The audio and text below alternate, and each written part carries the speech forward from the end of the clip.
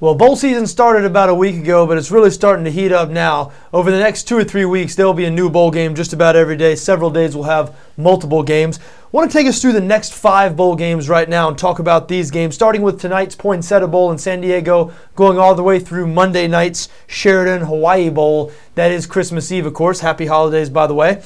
Let's start with the Poinsettia Bowl tonight. BYU taking on San Diego State. You know, seeing both these teams play, you got to be very impressed with San Diego State. I mean, this is the glory days for San Diego State football. The first time in school history they've made 3 consecutive bowl games. This team has won 7 straight games. They're 6-1 against the spread in their last 7 games. Actually 3.5-point underdogs in this game against BYU. 48 is the total on BetdaqNFL. BYU has a 7-5 record. They have played a tougher schedule than San Diego State, no doubt about it. And BYU has a stout defense. If you've seen them play this year, you know their linebacker Kyle Van Noy, the front 7 particularly. BYU dominant in the front 7, 3rd in the nation in total defense, 5th in scoring defense. And San Diego State, what they like to do is run the ball. So it's strength versus strength. San Diego State, who set a school record this year, rushing yards, even more than the Marshall Faulk years, going up against that BYU front 7. It's going to depend. If San Diego State's going to win the game, they're going to have to do it with Adam Dingwell, their sophomore quarterback. Now, he hadn't been the quarterback for most of the season. Oregon State transfer Ryan Katz early in the year. Actually, last I saw San Diego State play, Ryan Katz was playing quarterback for them. But 4 games ago, Katz was injured. Adam Dingwell was inserted in the lineup. But as we said, this team's won 7 straight, 6-1 against the spread in their last 7. So apparently it hasn't hurt them that much. They're still rolling. Now, the reason I lean towards San Diego State in this game as 3.5-point underdogs is because I do not trust the BYU offense. I've seen BYU play several times this year. As I said, I'm very impressed with them on defense, especially in the front 7. But they're not very good on offense, specifically at the quarterback position. This team has had problems at quarterback all year. Senior Riley Nelson has been a starter throughout most of the year, but he was replaced by Taysom Hill, a guy who was interesting, a run-first quarterback, and I actually liked the BYU offense a little bit better when Taysom Hill was playing, but Hill has been injured. Last game, James Lark, a senior, started his first career game. Now, he had a big game, threw for a whole bunch of yards. Cody Hoffman, who's their best offensive player, the wide receiver who will probably play in the NFL one day. Cody Hoffman caught a school record 5 touchdowns in their last game, Lark's first start, as we said. But that game was against New Mexico State, one of the worst teams in the entire country. So wouldn't necessarily read too much into that. Don't have much faith in the BYU offense in this game, which is why I do lean towards the under. 48 is a total here, and based solely on BYU. I know the San Diego State offense has been playing pretty well, but BYU excellent on defense, and the stats are a little misleading on offense. They average 29.2 points per game, but they've scored a bunch of points against some bad teams, like their 50-point outing against New Mexico State in their last game. Nearly every time BYU has played a decent defense, they've really struggled to move the ball and score. So a slight lean towards San Diego State plus 3.5 in this game and under 48. Let's talk about the next game, which is tomorrow, I guess. I believe that's Friday. I believe it's a Friday game. The Beef O'Brady's Bowl, anyway, in the Tampa-St. Pete area, matches up Ball State and Central Florida. Now, full disclosure, I have not seen Ball State play football this season. Sometimes that happens in these obscure bowl games, so obviously it's a little tough to really speak about a team that you haven't seen play. Statistically, certainly they're impressive on offense. They average 260 passing yards per game. They've rushed for 200 or more yards in 4 out of the last 5 games. Now, Ball State plays in the MAC, so not an extremely strong schedule. You have to take that into account. Do have a 9-3 record this year. Central Florida, who's a 7-point favorite in this game. The market's actually not up on BetdaqNFL yet, but I did speak to the traders. They said Central Florida is going to be installed as a 7-point favorite here. 61.5 the total on BetdaqNFL. Have seen Central Florida play, and this is a good team. They're 9-4, but they're 4 losses. They lost to Ohio State on the road in a close competitive game. They lost to Tulsa twice. Tulsa was the Conference USA champion, and they lost to Missouri from the SEC. 3 out of those 4 losses came by 6 or less. So UCF has been a very competitive team this year. This is a program that has sent several players to the NFL over the last few years. Based on that alone and the fact that Ball State, again, I've not seen Ball State play, so I'm not going to speak like an expert on Ball State football because I'm not. But you have to be very concerned about their defense. You look at this team, they rank 104th in the country in total defense. They allow 31.5 points per game. Every game Ball State has played this season, they have allowed more than 21 points. So That speaks for itself. They allow 460 yards per game. Based solely on that, I would lean towards Central Florida -7 here. Though again, having not seen Ball State play, I hesitate to make a strong recommendation. But I have seen Central Florida play. They are a good team. Ball State does have a bad defense. Again, Central Florida is going to be installed as a 7-point favorite in this game. So, hey, I like Central Florida on the money line. You'd have to lean towards a -7 just based on what we know from Ball State, at least from their defense, and based on what we know as far as Central Florida being a good, solid football team. Next game I'd like to talk about, the New Orleans Bowl. I believe it's also on Friday. It might be a Saturday game. Correct me if I'm wrong. Sometime over the next 2 days. Put it this way. All 5 of these games, I know the Poinsettia Bowl, BYU San Diego State is tonight. I know the SMU Fresno State Hawaii Bowl is on Monday night, Christmas Eve. The other 3 games are sometime this weekend. Anyway, the New Orleans Bowl pits East Carolina and Louisiana Lafayette. Betdaq's not yet released a market on this game, but I'm told the line is going to be Louisiana Lafayette -4.5. The total is going to be 64.5. Now, Louisiana Lafayette won their first ever bowl game last year in this very same game, the New Orleans Bowl. And you look at this team, you got to like what you've seen out of this team recently. Their only loss in their last 5 games has been to Florida. And you remember that game. I watched that whole game because it was almost a stunning upset. Louisiana Lafayette had a lead against Florida, who's obviously a top 5 team, with less than 5 minutes left in the game. There turned out to be a block punt. Florida ended up pulling out a 27-20 win. And that was in the swamp. I mean, Louisiana Lafayette could have and maybe should have won that game. That was their only loss in their last 5 games. So they've been playing some good football. I have not seen East Carolina play since early in the year. Saw them play a couple of times in a loss to South Carolina and another loss to North Carolina. They were competitive in both of those games, but this is a team that's not very good on the defensive side of the ball. A little bit of surprise because their head coach is Ruffin McNeil, of course, who comes from a defensive background. Now, East Carolina has been playing better on offense these last few weeks. They've actually won 3 games in a row. They averaged 275 passing yards per game. So this is a functional offense. We mentioned they're a 4.5-point underdog in this game. But you look a little closer at East Carolina's last 3 games. They've played 3 terrible teams. Houston, Tulane, and Marshall are 3 of the worst teams in FBS football, formerly Division 1A. And so I don't know. East Carolina's offensive numbers, they've run up some points and some yards against 3 really bad teams. I know Louisiana Lafayette hasn't played an extremely strong schedule either, but something tells me that it's their second bowl game in school history, playing in New Orleans. They're going to have a lot of fans there.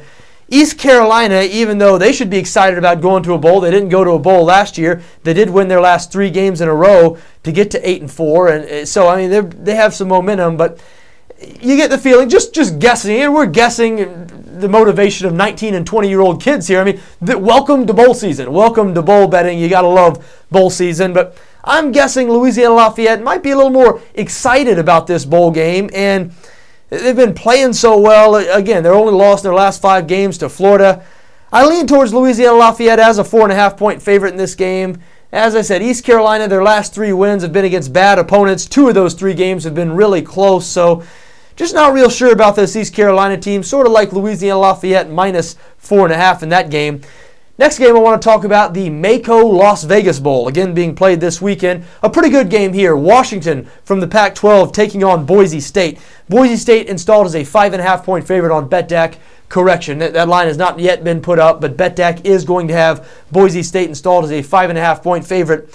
45 the total in this game. Now, couple things I want to say here. When I first saw this matchup and saw this line, I instantly leaned towards Washington because I want to bet against Boise State. Boise State is 10-2. We know about what this team has done the last 4 or 5 years under Chris Peterson, but this is not the same Boise State team. If you've seen them play, you know what I'm talking about.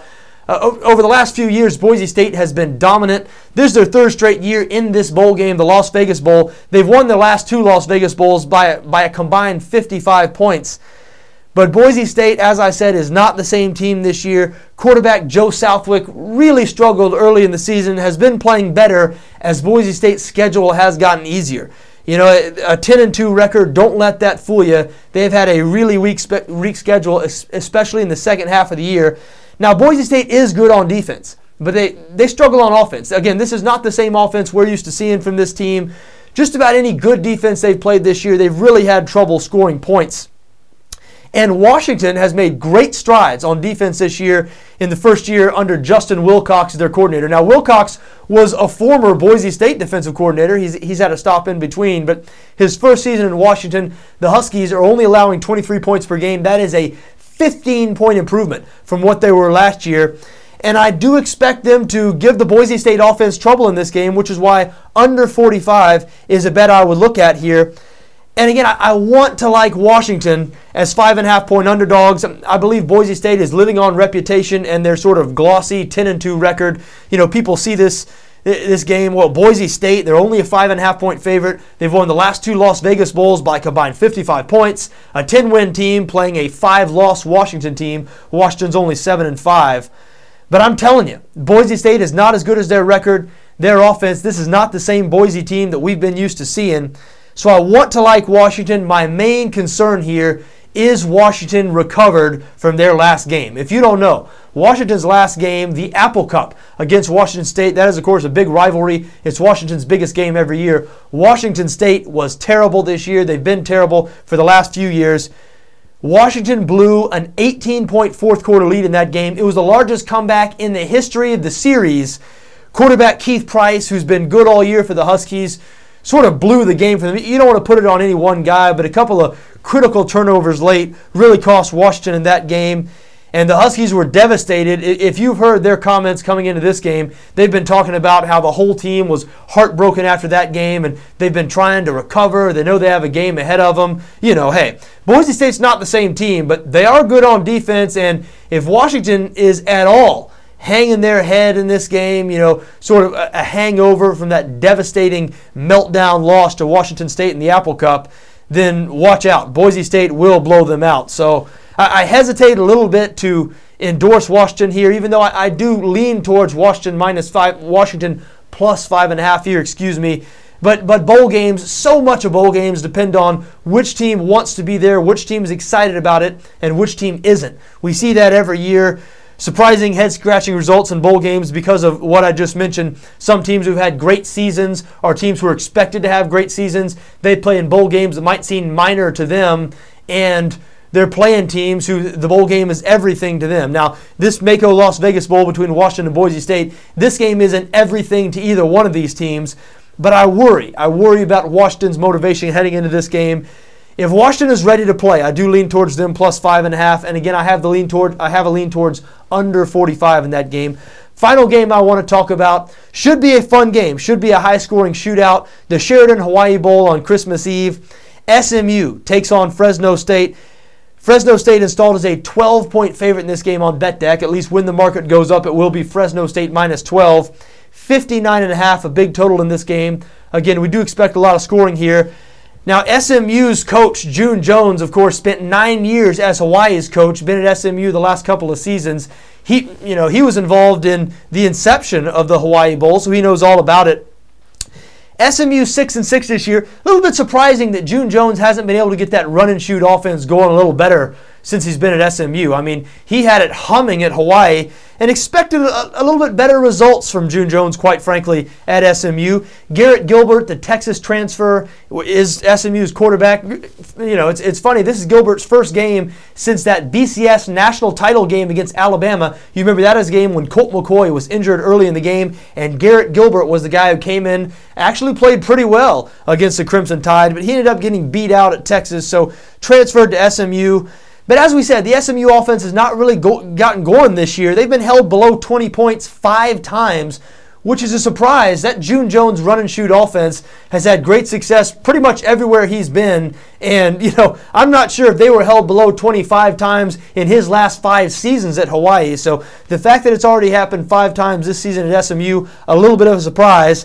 But we just talked a few minutes ago about teams that are excited for bowl games, and don't underestimate that factor because we are talking about 18, 19, 20-year-old kids. SMU should be thrilled to be going to this bowl game because they started the season 2-4, and even before their last game, it did not look like they were going to be going bowling. We know you need at least 6 wins to qualify for a bowl game in college football. Well, SMU's last game, they were facing Tulsa, who was the Conference USA, I believe they're in the West Division. They were, anyway, whatever division they play in, I believe it's CUSA West. Tulsa was the West Division champion. They went on to beat Central Florida in overtime to win the Conference USA championship. So Tulsa was the best team in Conference USA, but SMU beat them in the final game of the season, 35-27, thrilling game. That got SMU bowl eligible. So SMU has to be thrilled to be here. Don't underestimate that. And they're a big underdog here, a 12-point underdog. So you never know. Maybe SMU would be a sneaky play as a big underdog, but don't bet on it. Listen, it would be really, really tough to bet against Fresno State. If you do not know anything about Fresno State, this is a team, Tim DeRuyter's first year as head coach. They've been, along with Utah State, the very best team in the country to back this season, 11-1 against the spread. They have been incredibly impressive, 9-3 overall in their last 5 games. Their last loss was to Boise State, a disappointing loss. In their last 5 games, this team has been absolutely dominant. They've won all 5 games. They've covered all 5 times, of course. Remember, they are 11-1 against the spread. They've won their last 5 games by an average of 25.8 points per game. They've scored 42 or more points in each one of their last 5 games. So this team is absolutely rolling. They are just killing people.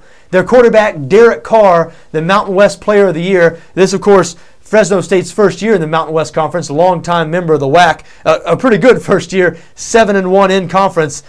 Derek Carr, if that name sounds familiar, that is because it is the younger brother of David Carr, great Fresno State quarterback, former #1 overall pick who was really a bust in the NFL. David Carr is still in the NFL, though, as a backup. But his younger brother, Derek Carr, has had a great season, did just announce that he's going to be back next year. There's a speculation he is a junior. There was speculation he might leave for the NFL, but Derek Carr will be back. And even though, like I said, SMU, they're coming in here off a really feel-good win, I'll have a lot of faith in June Jones and his scheme, even though, like I said, it's a little puzzling. They haven't been a little better this year.